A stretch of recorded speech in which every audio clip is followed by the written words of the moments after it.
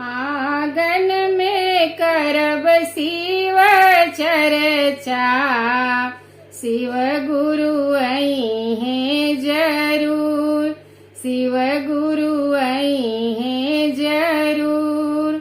पहिला विधा में दया मंगबे, शिव जी सुनी है जरूर, शिव जी सुनी है जरूर। आंगन में करब शिव चर्चा, शिव गुरु आई हैं जरूर, शिव गुरु आई हैं जरूर।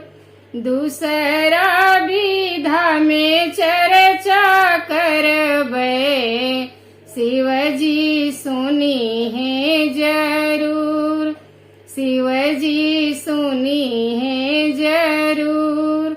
आंगन में करब शिव चर्चा, शिव जी आई हैं जरूर, शिव गुरु आई हैं जरूर। तीसरा विधा में नमन करबे, शिव जी सुनी है जरूर, शिव जी सुनी है जरूर।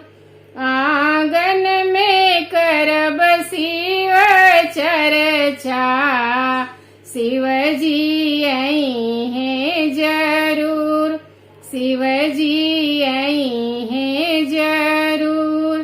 तीनों विधि से शिव के मनइबे, शिव जी सुनी है जरूर, शिव जी सुनी है जरूर।